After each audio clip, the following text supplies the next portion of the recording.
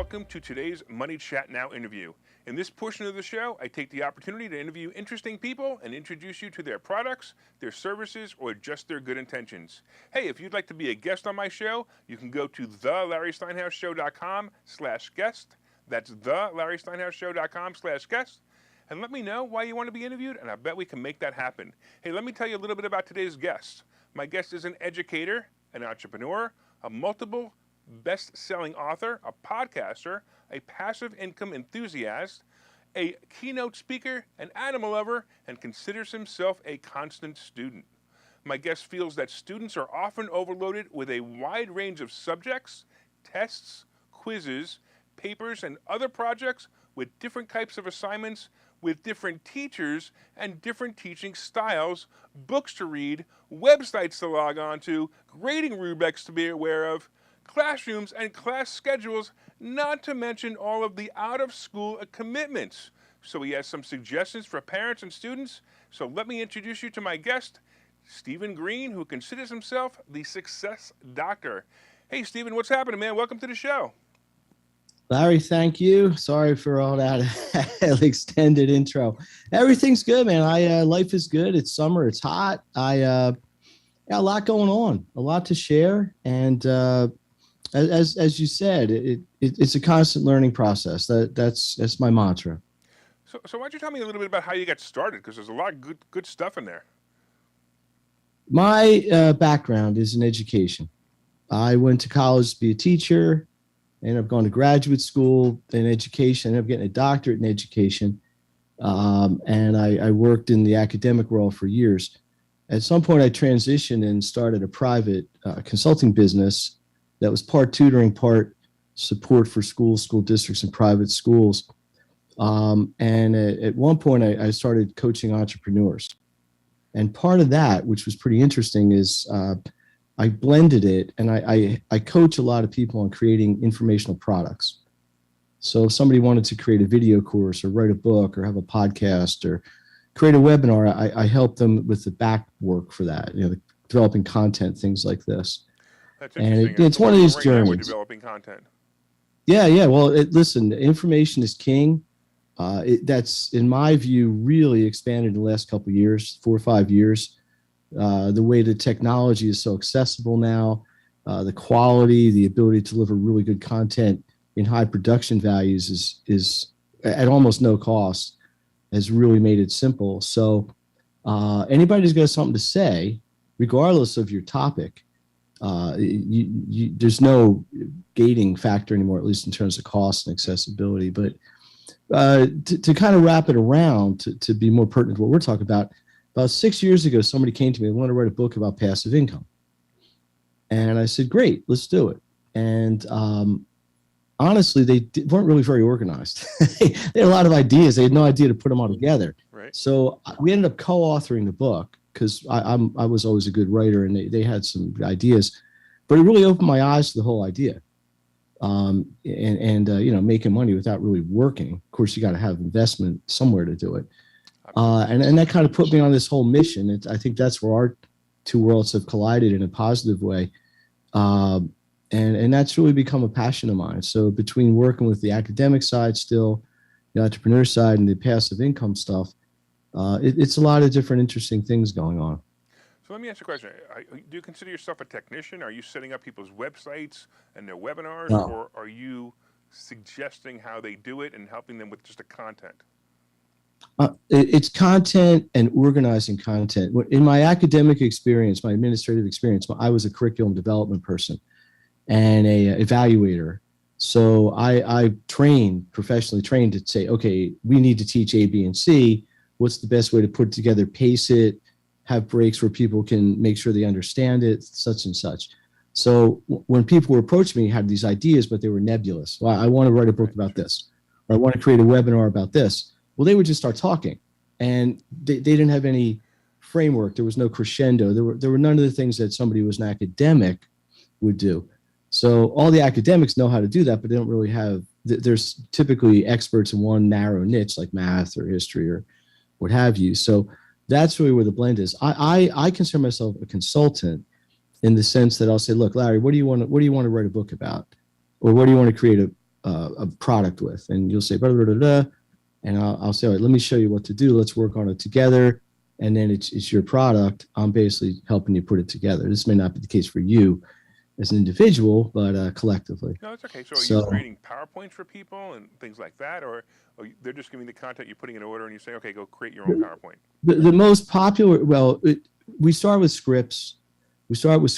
And the scripts can be complicated or simple depending on the project. And then it's up to the person. There's about 9 different verticals you can go into. You can just write a traditional book, an ebook, an audio book, a webinar, a video class, a podcast, and you can make one and then repurpose it into all of them. Right. So, but typically I tell people to start with one, but the script is the foundation. So if somebody, I just work with somebody who's an animal groomer. They're trying to create a course so people can buy it and groom their own animals. Okay. So we created a script. Now they started with a video class. Now we're turning it into an ebook and eventually probably into an audio book. So do you teach them how to make the videos correctly, or you just say, hey, grab your iPhone and start making videos? Do you have a special videographer that you use? I have professional people I refer to, if they're local at least. I don't have like a connection all around the country, and I work with people internationally. But if somebody gets the right lighting and maybe invests in a little bit of an external mic, a phone actually works pretty well at this point. Right. They didn't used to, but now they do. Some of the newer phones have really excellent video capability, as long as you have a directional mic somewhere, like a little cavity mic or what have you. I don't really, I kind of draw the line at telling them what to do and how to produce it. I'm not going to sit there necessarily and make videos with them, although I'll critique them. But sometimes if I really feel a project warrants it, or I know the person really doesn't have the capability of doing it on their own well, or they don't have a budget to hire a professional, I'll get involved in it. Because in the end, the ability to produce high quality end products is so easy that you could have fantastic content, but if your sound is muffled or your lighting is terrible, or it cuts in and out, or you post it into a website that nobody can find, or you can't figure out how to get people a subscription to it. So there's technical things that you just need essentially to be an online marketer or an online educator. That's essentially what it's coming down to. That's not really where I want to spend my time, but I end up doing it more than I want to because I like to see these projects come to fruition. Sure. And that's part of it. So what do you? So I have a curious question for you, because I do a show every day. You're on it right now, and I transmit to Facebook, LinkedIn, YouTube, Twitter. Am I missing anything? I'm an old guy, man, so I don't really get TikTok, but everybody's telling me TikTok is super hot. Yeah, I've heard that too. I don't know how to even use the thing. I mean, I watch video. By the way, I get sucked in. If you have TikTok, you just start watching one video, and they go to the next one. I know. Half an hour later, you're like, whoa, what just happened to my life? I think it's a manifestation that I don't want to generalize, but I think I'm going to have to generalize that everything is soundbite. We live in a soundbite world, right? Sure. Nobody has the patience under the age of some age to read a book for 3 weeks. They want a 20-second condensed, absolutely abstracted version of what it is. And because it's morphed and it's merged so completely with their social lives and their personal lives, people find this a completely, perfectly fine way to get all their information. So you've got people who are blending, hey, this is what I did Saturday night, and they got a quick video of them dancing or having fun with their friends. And in the same way, they're getting sports information and news information and to a degree, academic information. And I'm not saying it's bad or good. I don't want to judge it that way, but it has changed the way I've had to counsel people in creating their products, right? Why would you make a 2-hour-long webinar when we know that most people in the world's attention span is 6 minutes? Yeah, right. Right. I mean, I'm not exaggerating. So, what you do instead is give a little. Who are you again? Well, yeah, right. But so the pro tip here is I'm going to give you is if you're going to make a 2-hour webinar, chop it up into 20, whatever, 3-minute segments and make each one have its own theme. Yeah, I mean, I've always wrestled because I didn't grow up in the world of the cell phone. I don't know what Generation X or I've lost track of Y and all these. Sure. But cell phones didn't really come out till I was in college or graduate school even. So I didn't grow up with that personally. So you're not talking about smartphones either. You're talking about cell phones. Well, I remember phones that came in a bag. I remember them. Yeah, that's what I'm talking about. I had that too. Right, it's like a bag, and it had like an antenna, and you Right. paid for you got like 50 minutes for free, and then it was like $8 a minute. It was no 50 minutes for free. It was $1 a minute. Yeah, right. Actually, $1.30 a minute to make a call and 99 cents a minute to receive a call. And when people called you, you paid for it too. So I've always wrestled with this, and even I help people on multiple platforms in so-called old school ways to deliver information. And I've always wrestled with this concept. Are you better off being really, really good at one, or maybe okay, or fine with all of them? Right. So, and listen, not everybody is comfortable on video. I get it. Not everybody can elocute very, very well. Some people are camera shy. So video isn't for everybody. I actually believe video is for everybody, and they should get over it. Because I'm not going to disagree with you. Where everything is now. It's all going that direction. I completely agree with every that. Single day, and sometimes it just gets to the point where I don't even just leave me alone. My cameraman chases me around every once in a while. I'm like, leave me alone. I've done too many videos. Leave me alone. But I actually do believe it's the place to be, how to be, and it does work. I will say this, because what's the point of creating an information product if you're not going to present it in the place where your market can find it, right? Exactly. So if I know my audience is consuming in video, I better produce my product in video. If I know my target audience is consuming by reading, I might blog, or I might write a book, or if I know they're going to do it while they're driving in a car. Like when I'm heavily into my academic space, all my podcast listeners are almost all parents, generally women who have kids, and they're driving their kids all over the place to karate and art school and dance and shopping. So my podcasts are 8-10 minutes long, because that's about how long they are in between stops when they're doing their errands. All right, well, we're going to do this. We're going to actually take a commercial now. You know why? Because if we take a commercial now, then, that's about 13 minutes. We're into it right now. And maybe when they come back, they'll still stay tuned in. So let's take a commercial. I hope so. Let's take a commercial. When we get back, Steven's going to tell us a little bit about Maximum Education, his book, and also a little bit about passive income. So we'll be back in 1 minute. Hi, I'm Larry Steinhouse, and one of the most misunderstood things in America is money. That's why I've written this book. It's called Money Hacks, because everything you think you know about money is wrong. And I'm telling you, everything you think you know about money is wrong. When you read this book, you will learn things about money that you did not know. You will even learn if money can buy you happiness. I have a full chapter dedicated to that. You're going to definitely want to read that. I talk about how to use other people's money to buy real estate. I talk about how to save more money, and I even talk about how to rebuild your credit score in this book. There are 22 amazing chapters in this book. This book is now available everywhere. It's available on Amazon. It's available on barnesandnoble.com. And you can order this book right now, and you'll have it in 2 days, and you'll start learning things about money that you never knew before. So order the book right now. Go to Amazon, go to barnesandnoble.com, and order the book, Money Hacks by Larry Steinhouse.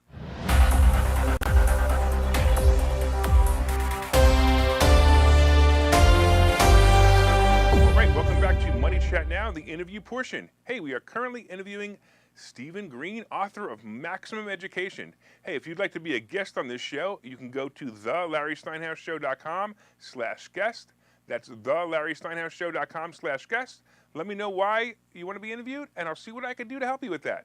All right, let's get back to Stephen Greene. Hey, Stephen. All right, I'm so glad you're here. Hopefully people stayed through the commercial, because you said that most people only stay on for about 12 or 13 minutes, and that's where we were at the commercial. Some people. But I want to ask you a question. Talk to me a little bit about passive income, because you had said that before, and you said you actually you were helping somebody create content on it, and the next thing you know, you realized that was a great idea. Yeah. Look, we got to make a living, right? I mean, everybody's got to make a living. Absolutely. And that's why I'm charging you $20,000 for this interview. I get it. That's the value. That's a good deal. I was in a profession where I was basically trading time for money. And I'm not saying there's anything wrong with it, I was I was working hourly, or I was a consultative basis. When I got done with a job, or if I didn't have any work that hour or that day, I wasn't earning income. And if I went on vacation, whatever, I didn't have a salary. After I helped the people and eventually a few other people create content around passive income, I said, wait a minute, this makes complete sense to me. Sure. And it isn't a new idea. I mean, people have had passive income Right. forever, but a lot of it is expensive to get into. Real estate, having a big stock portfolio. It happens. People do it, don't even know they do it. So I went on this big sort of journey to try to find what I considered affordable verticals to create passive income. They're all going to involve some risk. Risk is a part of investment life, but without kind of putting the farm out there, at risk, or my kids' college 529 funds or what have you. And because I was in the education side, I ended up being hired by a company that was selling a trading platform. Okay, so these were people that wanted to trade. It was called Forex, which you may be familiar with. Yeah. And they had a platform to do it, and they needed people that were essentially coaches and people that would counsel people. And that was one of my first introductions to being able to kind of set it and forget it and say, hey, look, I just made some money. I didn't do anything to do it, which was very cool. So over the last now 6 years, I've found about 6 or 7 different verticals where this is working very well. That's great. Some are more lucrative than others in terms of percentage in a week or a month or a year. But the key is, like anything, finding what works for you, finding where your risk tolerances are, and then being self-disciplined, right? So, and it would be this, I could say the same thing about any traditional investment, stocks or what have you. But I think the beauty of it is that once you find a good path and once you find things that work, and this is your wheelhouse as well, it's a matter of then just throttling and getting bigger and bigger. So you prove the model to yourself on a small scale, and then you just accelerate and ramp it up and reinvest and compound and things like that. And compound interest is the driver. You earn, right, you reinvest. I mean, am I telling you anything you don't know, Larry, right? Yeah. So a lot of people don't really understand the power of it because they're impatient. And I'll tell you a quick story. I graduated from a college called Franklin and Marshall in Lancaster. Franklin Marshall, one of the founders of Benjamin Franklin. Benjamin Franklin died in 1793 or so. He gave the college $10,000, which at the time was a lot of money. He was one of the wealthiest people in the United States when he died. One of the caveats was they could not spend the money, the school. They had to invest it for 100 years. Wow. And after 100 years, they could only use the money to improve the school or provide for education of the students. Anyway, 100 years later, it's worth like $15 million. That's great. Wow. Today, it's worth like $400 million. Yeah, that's the double the penny theory. Yeah, every X years, it's double, right? Yeah. They now use that to fund scholarships. They've built buildings with it. So one $10,000 investment, granted over a long time horizon, has helped thousands of people because it was invested wisely. There's more to the story, but I think everybody got the point. Sure. We don't have 100 years to deal with it. We have maybe 10 or 20, depending on when you get involved in it. I have 2 weeks. So, well, here you go. I think I can show you. Yeah, no, but I've kind of made a business within my business of teaching people about this, educating people about it, and helping them to find something that they're comfortable with, but yet will still provide at least enough of a return to make it worthwhile. I got something for you. So it's funny because you said something before. You said that real estate is expensive. So we teach at Investor Schooling, we teach people how to buy real estate with absolutely no money. So well, that's even better. Yeah, so I'm gonna come to say. Yeah, my returns on all my real estate are always infinite because I'm buying. Sometimes I'm even going to closings. I'm buying a house. Let's say, for example, $100,000 house. I'm leaving closing with $20,000 in my pocket, and I put no money out of my own pocket, and I'm making $200-300 a month on that. So I do that quite often. Actually, it's my favorite way to buy real estate. I do it all the time. I'm closing this week on a house that I go to closing and I walk away with $35,000 from the closing, and I'm buying the house, not selling it. Hmm. So that's kind of neat too. I like this. Yeah, we got to get Come to together our on that. school. I do have to come to your school. Yeah, maybe we can partner on these kind of things. Partner? The Oh no. Well, no, that's okay. We'll have to talk about that. But anyway, I didn't want to interrupt your interview. no, that's the idea. So Go on. what is the best way that you've come up with of, your best way? You said you have 6 or 7. Which is your favorite passive income at the moment? Two I like are anything having to do with precious metals, Okay. So you gold, have silver. so you're in a like maybe it's an MLM that does precious metals. Is that what you're doing? It's just buying service. You buy at a discount and Okay, you sure. just let it Yeah. kind of that's a little bit price tied. hmm But precious metals generally don't go down So over how are you over getting any. passive income off of precious metals? It's just the compounding of it. You So take profit, you buy more. You take okay, profit, buy more. so that's not passive income. That's buying the metals, selling them, and then buying them again. Basically, Okay, okay. it's index. They See, call it to me, indexing. passive income is something completely different. To me, passive income is I do something once, like buy a property once, and I Mhm. continue to collect money on that property for as long as I own the property. So that's what passive income is to me. So what is it to you? You're talking about. Oh no, it's the same. It's the same idea. With the precious metals, there's what if you want to refer people to them, Oh, which okay. isn't really like a network marketing idea, Okay, then so you get a percentage it's of an what they MLM, buy. right? And by the way, I'm a fan of MLMs. So it's an Oh no, MLM, well, it's. and Mhm. say okay, now I get it. So every time you I mean, sign with somebody else, technically, it's an affiliate yeah, relationship whatever. because it's not. Everybody calls them. But It's funny. Like the term multi-level marketing has become a bad word. It's funny yeah, when I help people with multi-level marketing because I coach people on sales all the time and different and building mhm. businesses. And when I help, I like stop saying it's a bad word. It's a good word, and explain to people why. I want to explain to people why it's good. So I have no problem calling it So, MLM. so I'm a big fan of precious metals. And the other thing is a little more trendy is just anything I would do with cryptocurrency. Sure. And I'm still involved in Forex. They're both the same thing. They're both affiliate Okay. level Great. marketing things. The crypto is the hot one because it's trendy and people are kind of learning about it. It's Yeah, also so volatile; it goes up and down quickly, and the money flow is a lot faster. excellent. But of course, everything's risk reward, right? So yeah, the greater your reward, typically the higher your risk. The Yeah, I think the opportunity in crypto is really still emerging. Not that it isn't in any other thing, but I think right now the industry, so to speak, of cryptocurrency is stabilizing to the point where I can always tell people who listen to my show when I'm interviewing if they're talking about cryptocurrency. You they never don't know. like crypto. So Why? crypto was a really brilliant idea. Hmm. Bitcoin was absolutely brilliant, and all these slimy little programmers who said, who had basically the fear I of can do missing out, better.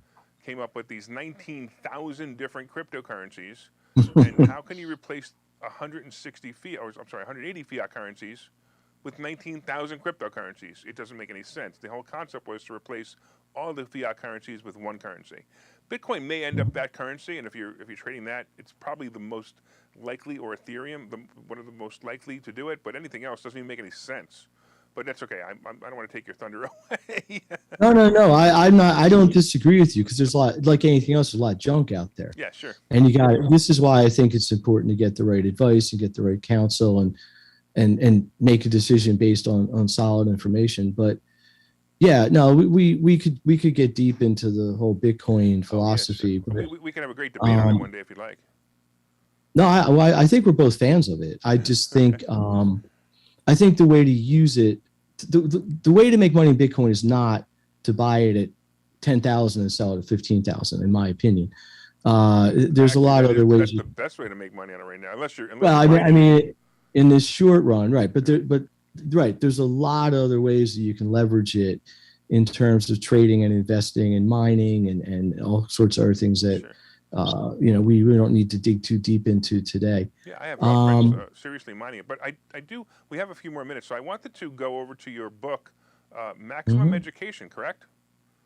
That is correct. So tell me about that, because that actually had a lot of interest in that. I looked at it.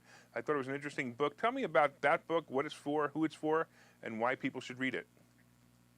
The book is for students or parents of students who want to give their children what I consider three very, very important skills that are not typically taught in schools. One is how to manage time, one is how to manage information, and one is how to create a daily success plan. And by the way, they're good advice for anybody, especially Yeah, it entrepreneurs. sounds And like it. I was just going to mention that. that Sure. was one of the reasons I got into Yeah. the entrepreneurial training space, was because some people got a hold of my book and said, "Can you do the same thing for me?" But these are things that are very, very important for anybody, particularly students in school, which in my academic side of my business is my client base. I'm not pointing fingers. I'm not saying this is a school's fault or anything. It's just not part of their curriculum. Mm-hmm. So I looked at the book, which is only 80 pages. This is not War and Peace. I looked at it as a way to bridge a gap and provide just some very solid, very, very usable. You could read this book in an hour, put the stuff to use immediately. Information strategies, things like this that have a very, very positive impact. I use this information constantly when I'm working with kids and working with families, and it's remarkable how fast you can see somebody turn around just by employing simple ideas that make them more efficient at what they do. Awesome. So we have just a few more minutes. Maybe actually we have just about a minute. What is the biggest tip out of your book that you would give anyone, a student or an adult, to use? The secret to success is to be consistent, to be committed to what you want to accomplish, and to not stop when things get a little bit tough. You know, I love it because those are perfect words, and it's exactly how I've been successful with the things I've done, and how I've been unsuccessful with the things I've done because I've quit too early. So that was really good advice, and that's fantastic. I'm glad to end it there. Let me do this. We're going to actually end it here. I thank you so much. That was pretty awesome. I want to thank all you guys for watching the show. My name is. Oh, you know what? Real quick, get him back here. Real quick. How can people get hold of you? You want my email? You want my phone? What do you want? Just your website and whatever contact information you want to give. It's makethegrade.net. www.makethegrade, MAKETHEGRADE.net. That's one of my sites. Got it. Makethegrade.net. Yep. If they want to email or a phone number they can reach you. Yeah, really the way to get a hold of me, 215-808-7674. That's my phone, 808-7674. Awesome. I have a whole backstory there. And I'd say tell people, text me, tell me what you want to deal with, and I'll get back to you and set up an appointment. All right, excellent. Let me say goodbye to everybody again. Hey, I want to thank once again, I want to thank you all for watching the show. My name is Larry Steinhouse. I am the host of Money Chat Now. Money Chat Now is live every morning at 7:30 a.m., and you can find us on Facebook. You can find us on LinkedIn, Twitter, YouTube, and any other social media site you'd like. If you'd like to be a guest on our show, you can go to thelarrysteinhouseshow.com/guest. That's thelarrysteinhouseshow.com/guest. Let us know why you want to be interviewed, and we'll see what we can do for you. All right. I want to thank you, everybody, for watching, and I also especially want to thank Stephen Greene, the Success Doctor. Hey, we hope you'll tune in again and make it a profitable day.